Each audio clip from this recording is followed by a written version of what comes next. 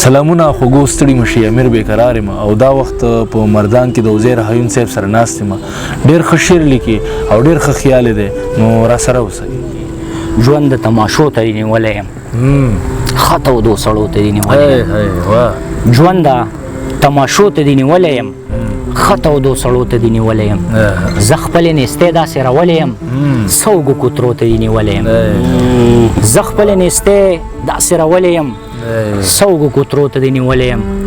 دغه نظم دی چې هغه پښتو کې خلک داسې وایي چې قرضدار یې چا وژلی نه دی، د قرضداري کبر چا لیدلی، خو دا دروغ دی، زه یې نه منمه. دلته خو مر کېږي په قرض باندې. څوک بېوسۍ ته د چا چرته ګوري، څوک مجبورۍ ته د چا چرته ګوري. دې غریبۍ مې کلمې وشاربلې، دې بېوسۍ راته پیغور جوړ کړی. زما د قرض کیسه دا رنګې ده، ما به ډوډۍ دپاره قرض کوو چې به واړه په کور کې وږي ناست وو، چې مزدوري نه وه روټۍ به نه وه، نو ما به خامخا قرضونه کول، په خواره خوله به مې سوالونه کول، ځکه مې قرض د پاسه قرض کړی دی.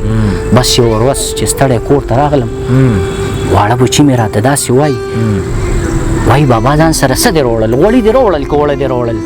یو بچی مې راته داسې وایي مونږ د بېګانه ګورې وږې ناست شو، مونږ د سهاره ناشته کړې نه ده، مونږ د غرمې ډوډۍ خوړلې نه ده، مونږ د په تمه لا تر اوسه ناست شو. خو ویل درله هر څه راوړمه، بازار ته ځم درله وړه راوړمه، مونږ د په تمه لا تر اوسه ناست یو، مونږ په خدای چې ډېر مایوسه ناست شو.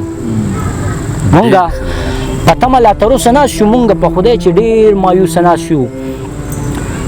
زه بې جوابه شومه، ایسته د هغه ځای نه بېرته لاړم، بیا د ډوډۍ په تکلو وتمه. ښه د ټول ښار کوڅو کې وګرځېدم چې مې حلال رزق په لاس رانغې. بیا د یو داسې سړي در ته لاړم چې یا به پیسو پسې پیسې اخیستې، یا به روپو پسې روپۍ ګټلې، خو دا سودخورو زه مجبور ومه. ورته په خپو کې لاندې کېناستمه، ورته مې زر زر په تلوار ووې چې خان بچي راته د لوږې نه مري، ما له پیسې راکړه د میاشت په نیټه. خانجي بس ختمه کړه په دې خبره، زه خو پیسو پسې پیسې اخلمه، ما له به لسو پسې لس راکوي. راته معلوم شو چې سودخور د خانجي.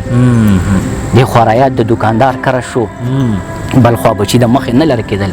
ما وی مجبور یم، بس هم داسې ښه ده، پیسې مې واغستې، سودخور شومه زه. ما د قرآن نه بغاوت کړی دی، ما د نبي حکم منلی نه دی. دا خو د خدای پیغمبر نه دی ویلی چې به سودخور کوي د خدای سره جنګ ورسره نه کېږي په څنګ منځونه. دا خو د خدای پیغمبر نه دی ویلی چې به سودخور کوي د خدای سره جنګ ورسره نه کېږي په څنګ منځونه. بس ما حیون دغه خطا کړې ده، په ما غربت دا ناروا کړې ده، ما د ګناه نه لوی ګناه کړې ده. الهي اپه راته وکړې، د ګناه سر مې په اسمانو لګېدو نه، د ګناه سر مې په اسمانو لګېدو.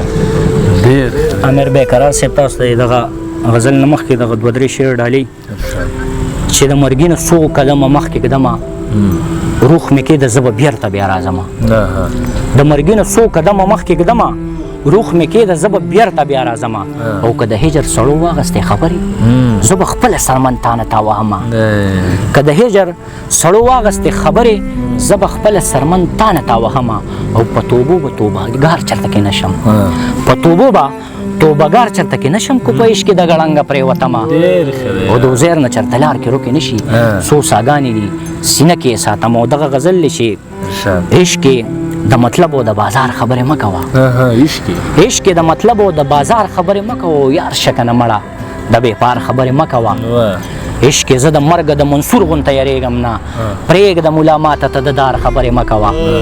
عشق زه د مرګه د منصور غونته یریږم نه، پرېږده ملا ماته ته د دار خبرې مه کوه. او هغه پخواني نختر له بیا په ژړا راغلم، هغه پخواني نختر له بیا په ژړا راغلمه. وخت راته نورې د قرار خبرې مه کوه. او خپل دي که پردي تر مطلب پورې یاري کوي، خپل دي که پردي تر مطلب پورې یاري کوي، نن راته بس یاره د اعتبار خبرې مه کوه. خپل دي که پردي دي تر مطلب پورې یاري کوي، عبدالله جانه خپل دي که پردي دي تر مطلب پورې یاري کوي، نن راته بس یاره د اعتبار خبرې مه کوه. مونږ د کارغه په اواز ټول عمر اعتبار کړی، امیر بیقرار صاحب مونږ د کارغه په اواز ټول عمر اعتبار کړی. راشه که نه راشه د انکار خبرې مه کوه. او زه عزیر پښتون یم، حساب در سره نه کوم، زه عزیر پښتون یم، حساب در سره نه کوم. ته د ګوتو سر باندې په شمار خبرې مه کوه. عشق د مطلب او د بازار خبرې مه کوه، یار شکه نه مړه د بېپار خبرې مه کوه.